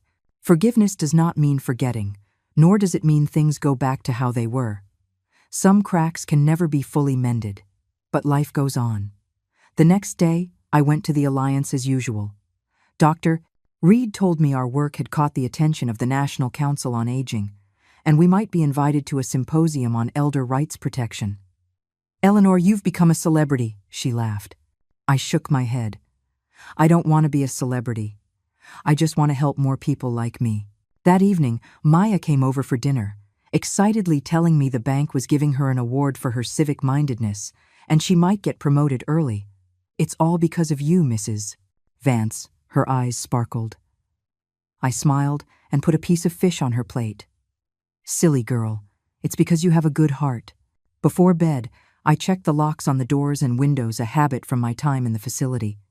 Lying in bed, I thought back on the whirlwind of the past half year. From being deceived by my son, to being locked away, to fighting back and winning, and now to this new life. It felt like a dream. My phone buzzed. It was a text from Kevin. Mom, I found a job. Warehouse manager at a friend's factory. The pay isn't great, but I'm going to work hard. Good night. The simple words made my eyes well up. It was the first time he'd said good night to me since he was a teenager. I replied, Work hard. Take care of yourself. Putting the phone down, I looked out at the starry sky. Robert, did you see? Our son? Maybe there's hope for him yet. And I'm starting a life that is truly my own. 3 months after the Silver Sentinel Alliance was founded, we moved from Dr. Reed's living room into 2 proper offices provided by the city. Our membership grew from 12 to over 100, including 6 lawyers, 2 retired judges, and 4 counselors. I was officially the vice president, primarily responsible for the Property Fraud Prevention Project. This initiative was born from my own experience and that of several other members. The problem of children or relatives cheating seniors out of their homes was growing. Eleanor, look at this case. Dr. Reed handed me a file. An 80-year-old man, Mr. Henderson, was tricked by his grandson into signing over his house and is now homeless. I read the details, a familiar ache in my heart. Mr. Henderson's story was so similar to mine. His only grandson moved him in, promising to take care of him, then secretly had him sign transfer on death deeds. By the time the old man found out, the grandson had already taken out a massive reverse mortgage against the property. Can we get his house back? I asked our legal counsel. He shook his head. The paperwork is all legal. It's very difficult to overturn. What we can do now is help him sue the grandson for elder support. Cases like this kept pouring in. It felt like every week another senior came to us for help. Some had their deeds stolen by their children, others were conned into signing predatory contracts, and some were even kicked out of their homes by their own siblings. We have to prevent this at the source, I said at a meeting. We should partner with community centers to give legal literacy workshops for seniors, teach them how to protect their property. Dr.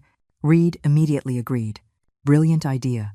Eleanor, with your personal experience, you're the perfect person to lead it. And so, the Home Guard project was launched. A few volunteers and I began visiting community centers across the city, giving small workshops, teaching seniors about common real estate scams and basic preventative measures. Keep your deed in a safe deposit box, not at home. Don't give it to your children lightly. Before you sign anything, always consult a lawyer or a notary. And don't believe any investment that promises high returns in exchange for your home. I repeated these points over and over. Seeing the elderly attendees taking careful notes was both gratifying and heartbreaking. After the workshops, many would approach me privately to share their stories. Their situations were all different, but the core was the same: betrayal by those they trusted most. My son said the deed was safer with him. The next thing I knew, he'd used it as collateral for a business loan. My daughter tricked me into signing what she called a care agreement. I later found out it was a quitclaim deed. My own brother sold my house while I was in the hospital. Listening to these tragic tales only strengthened my resolve. If someone had warned me back then, maybe I wouldn't have almost lost my own home. Maya often came by to help me organize case files. At her suggestion, we started building a database of elder property fraud cases, documenting the specifics of each scam and its resolution to serve as a reference for future advocacy. Mrs. Vance, look at this. One day, Maya pointed excitedly at her computer screen. Lakeview Realty, the company that conspired with your son, they've been reported again. I leaned in to look. It was a complaint on the Better Business Bureau website. Lakeview Realty was accused of deceiving multiple seniors by promising a high price for their homes, only to trick them into signing lowball sales contracts, then flipping the properties for a huge profit. Isn't that exactly what they tried to do to me? I said, shocked. Maya nodded. I did some digging. This company exclusively targets seniors' homes. They have a whole script: convince the owner the house isn't worth much, promise them a spot in a retirement community, then get them to sign. We have to expose them, I said, slamming my hand on the table. Through Dr. Reed's connections, we got in touch with a reporter from the Chicago Tribune.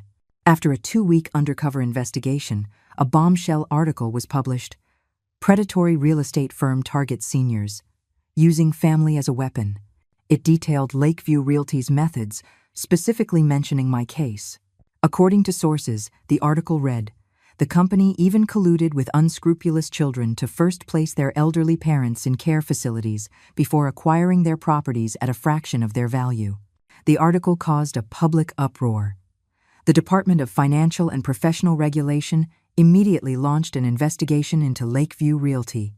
Multiple victims came forward. The company's owner was brought in for questioning, and their accounts were frozen. We won. Maya burst into the office waving the newspaper, her face beaming. I wasn't so optimistic. This is just one battle. A company like this can just change its name and start over. What we need is stronger legislation to protect seniors in the first place. Dr. Reed agreed with me. Eleanor is right. Our next step should be to push for local ordinances that add special protections for real estate transactions involving seniors. Under her leadership, we began drafting a proposal for a senior homeowner protection ordinance to submit to the City Council. The work was complex and daunting, but it was crucial. Meanwhile, my personal life was also changing. Kevin sent a text message every week to check in and would sometimes leave groceries at my door, but he never came inside. I knew it was his way of showing remorse, but I wasn't ready to let him back in so easily. Maya became a regular fixture in my home, coming for dinner at least twice a week. Her cooking was getting better and better, and she always tried to make my favorite dishes. Watching her, I often felt like I had gained a daughter. "Mrs. Vance, how's the braised fish?" she would ask, waiting eagerly for my verdict. Perfect," I'd say with a smile, though still a little way to go to beat my husband's recipe. "Then you'll have to teach me," she'd reply, her eyes shining. This simple, warm routine was a happiness I never thought I'd have again. But there were still undercurrents of trouble. One night, I was woken by the jarring sound of the doorbell. Through the peephole, I saw Jessica, her face a dark mask. "Open the door." "I know you're home," she yelled, pounding on the door. I didn't make a sound, quietly retreated to my bedroom, and dialed 911. By the time the police arrived, Jessica was gone, but she had spray-painted Old Hag in red on my door. The police took a report and recommended I install better security cameras. The next day, Clara helped me file for a restraining order against Jessica. Why would she suddenly show up like this? I asked, bewildered. Clara sighed. The Lakeview Realty case implicated her. The investigation found that Jessica was a part-time consultant for the company. Her job was to identify elderly homeowners with valuable property, including you. I drew a sharp breath. So, from the very beginning, I was their target. Will she go to jail? I asked. Very likely, Clara said. She's involved in multiple counts of real estate fraud, and the total amount is enormous. I hung up, my feelings a complicated mix. On one hand, Jessica deserved it. On the other, she was still the mother of my grandchildren. At the next workshop, I shared her case anonymously with the attendees. Seeing their shocked faces, I knew I had potentially saved a few more from a similar fate. After the workshop, an old man leaning on a cane stopped me. Mrs. Vance, thank you. My son has also been pushing me to sign over the house, promising to buy me a long-term care insurance policy. After listening to you, I've decided to see a lawyer first. I held his hand, my eyes welling up. This was why I did what I did. When I got home, I checked my phone out of habit. No text from Kevin today. The news reported a new development in the Lakeview case. Jessica had been taken into custody as a key suspect. I imagined Kevin must be having a hard time. After a long hesitation, I dialed his number. It rang several times before he answered, his voice hoarse. "Mom," he said. "Are you okay?" I asked. There was a long silence on the other end. Jessica's been arrested. Her parents are taking care of the kids for now. I didn't know what to say. In the end, I just said, "If you need help, let me know." "Mom," He suddenly broke down sobbing. "I'm so sorry. I'm sorry for what I did to you, to Dad's memory." Listening to my son's broken sobs, my heart clenched. Blood is thicker than water, and that tie can never be completely severed. "Kevin," I said softly, "everyone makes mistakes. The important thing is to learn from them." That night, I had a strange dream. I dreamt my husband was on the balcony, watering the geraniums. The sunlight caught his white hair, making it shine. "Robert," I asked in my dream, "am I doing the right thing?" He turned around, his smile as warm as I remembered. "Eleanor," he said, "you're doing great." I woke up to a bright morning, the pillow wet with tears. Outside, the geraniums had bloomed, their white petals swaying gently in the morning light. On the day the Lakeview Realty trial began, I appeared in court as a witness. The entrance was swarmed with reporters and onlookers. When Jessica was led to the defendant's table, I almost didn't recognize her. Her once perfect makeup was gone, replaced by a haggard face and messy hair. She saw me, a flicker of resentment in her eyes, before she lowered her head. The prosecutor read the indictment, and the list of charges was staggering. Fraud, wire fraud, conspiracy. The total amount involved was over $2 million, with more than 30 elderly victims. As a key member of the company, Jessica's role was to identify targets and use personal relationships to execute the scam. Listening to the charges, I felt a complex mix of emotions. This woman, once my daughter-in-law, was part of such a massive criminal enterprise. And my son, did he know? Was he involved? When my case was mentioned, a murmur went through the courtroom. It turned out Jessica had targeted my house from the beginning. Kevin had initially resisted, but eventually gave in to her persistence. According to the defendant Jessica Vance's confession, the prosecutor stated, she conspired with Kevin Vance to have the victim, Eleanor Vance, committed to a care facility to remove her as an obstacle to acquiring her property. I gripped the armrest of my chair. I had long suspected it, but hearing it confirmed in court still made it hard to breathe. Kevin, how could you have been so foolish? When it was my turn to testify, I calmly recounted my experience, emphasizing how an elderly person's trust in family can be exploited. My words resonated with many of the other seniors in the gallery. Some even began to cry softly. Jessica's lawyer tried to portray her as a minor player, manipulated by the company's owner. But the prosecutor presented evidence showing that Jessica not only helped plan multiple scams, but also received a significant cut of the profits. The trial lasted all day. Finally, the judge recessed the court, with a verdict to be announced at a later date. As I was leaving, a frail, white-haired woman stopped me, her hand trembling as she took mine. "Mrs. Vance, thank you for standing up. They tricked my husband out of our home. The shock sent him to the hospital. You've given us hope." I hugged her, at a loss for words. There were too many victims like her, and there was only so much I could do. When I got home, Maya was already in the kitchen, the house filled with the aroma of her cooking. Seeing me, she immediately turned down the stove.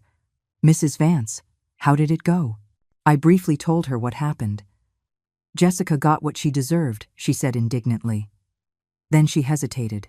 Will this affect Kevin?" The prosecutor said he wasn't directly involved in the company's other scams, but as for my case, I sighed. "We'll have to see." After dinner, Maya mysteriously handed me an envelope. "Mrs. Vance, I want you to see this." Inside was an old photograph of Maya with a young woman. "This is my mother," Maya said softly. "She passed away when I was 5. My dad said her biggest regret was not being able to take care of my grandmother." I looked closely at the woman in the photo and saw the strong resemblance to Maya. "Mrs. Vance." Maya's eyes were red. "You know why I've been trying to help you? It's because you remind me of my grandmother. My dad said that when she passed, she was still clutching a picture of my mom." My own tears started to fall. So that was the story behind this sweet girl's kindness. "Oh, you silly child." I hugged her as if she were my own daughter. We talked late into the night. Maya told me stories of the mother she barely remembered, and I shared memories of raising Kevin. The joys and sorrows of 2 generations wove together in the moonlight. "Mrs. Vance, can I call you Mom?" Just once, Maya asked just before she went to bed. My heart warmed. I nodded. "Mom," she said softly, then shyly ran off to the guest room. That one word kept me awake all night. Life is strange. I had lost a disloyal son, but I had gained a devoted daughter. The next day, the verdict came down for the Lakeview case. The owner was sentenced to 12 years in prison. Jessica, as an accomplice, was sentenced to 5. Upon hearing the sentence, she collapsed and had to be carried out of the courtroom by the bailiffs. I didn't stay to watch. Instead, I went straight to the Alliance. "Doctor, Reed was planning a big event, Elder Rights Awareness Week." "Eleanor, you're just in time," she said excitedly. "The city has approved our proposal. Next month, we're launching a city-wide anti-fraud campaign for seniors." It was wonderful news. We immediately dove into the preparations, designing brochures, contacting media, training volunteers. It was exhausting but fulfilling work. During a lunch break, my phone rang. It was an unknown number. The caller identified himself as an employee at the state correctional facility. "Miss Vance? Your daughter-in-law, Jessica Vance, is requesting a meeting with you. She says she has something important to tell you." I was stunned. "What is it?" She wouldn't say, only that it's about your son. After much hesitation, I agreed to see her. The next day, in a cold, sterile visiting room, I faced Jessica through a glass partition. She wore an orange jumpsuit, her face pale, but the bitterness in her eyes was gone. "Mom," she started crying as soon as she spoke.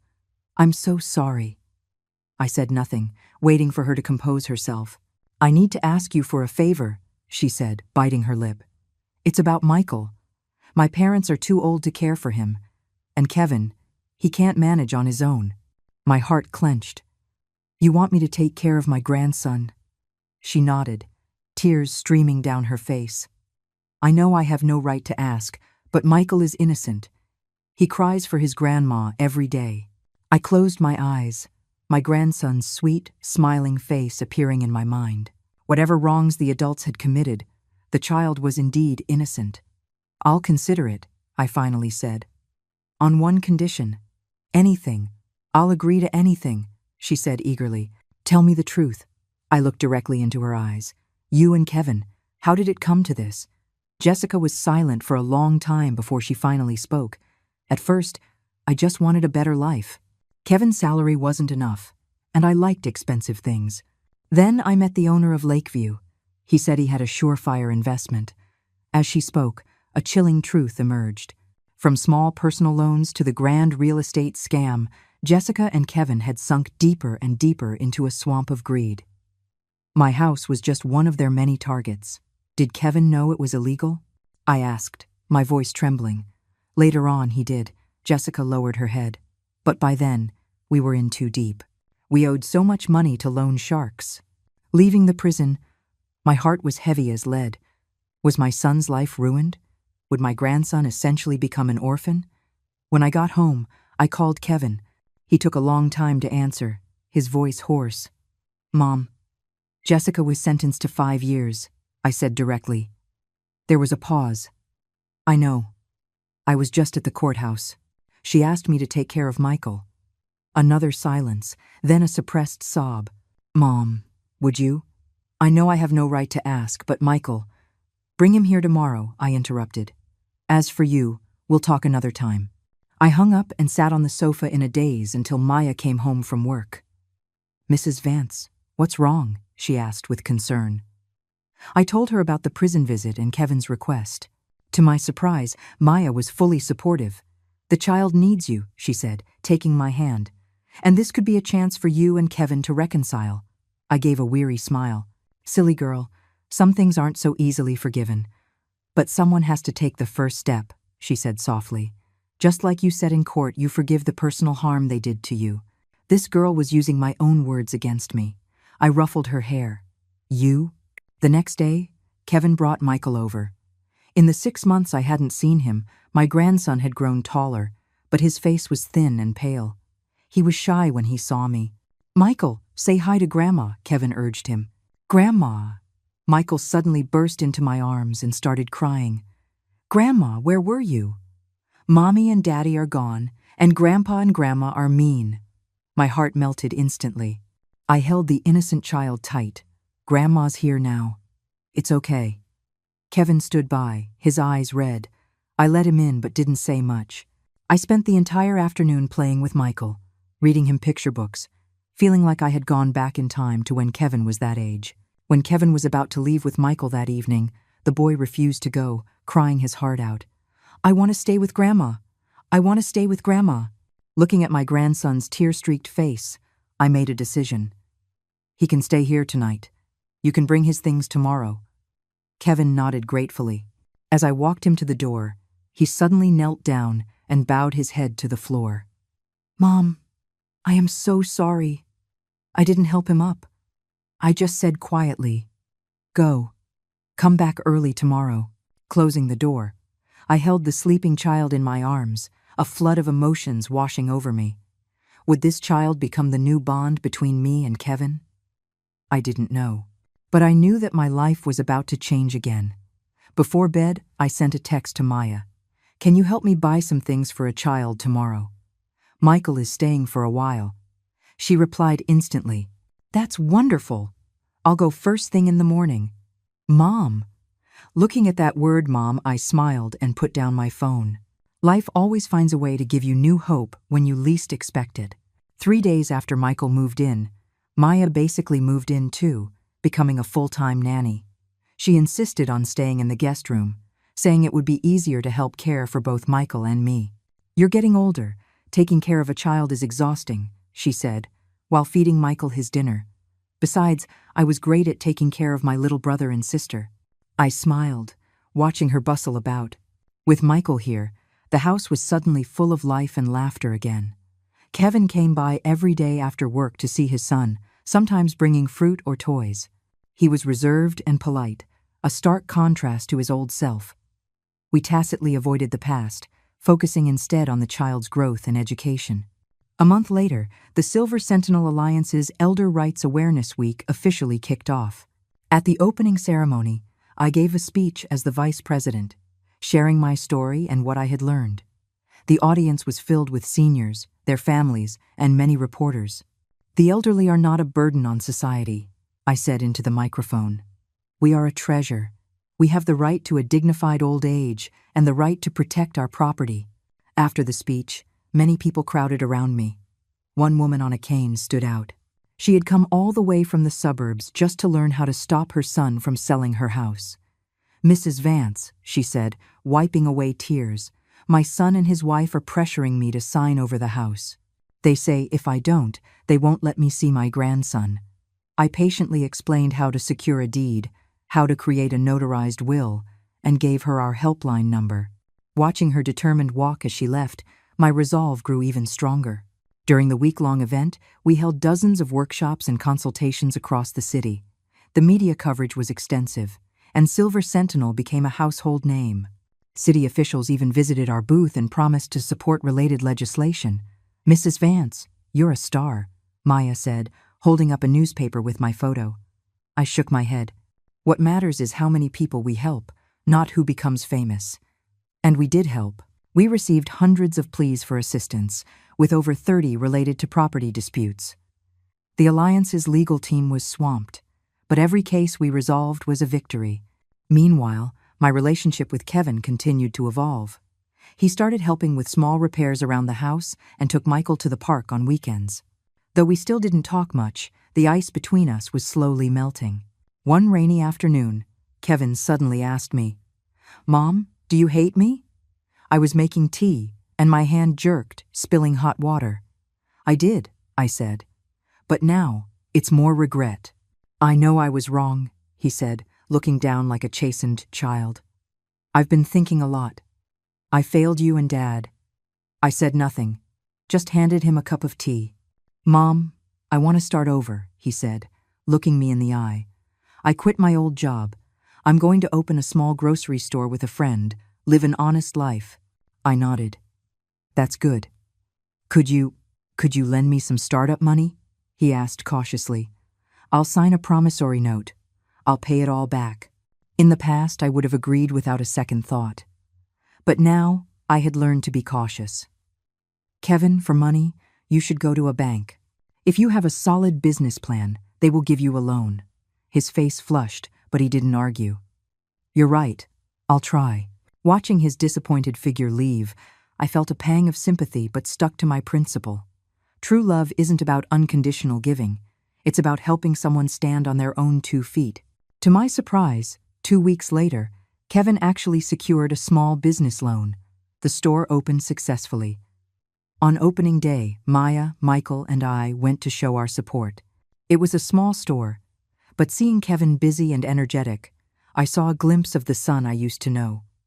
Mom, look, I stocked your favorite jasmine tea, he said, pointing to a shelf. That small detail made my eyes well up. He still remembered. On the way home, Maya said, Mrs. Vance, Kevin has really changed. Yes, I sighed. I hope this time it's for real.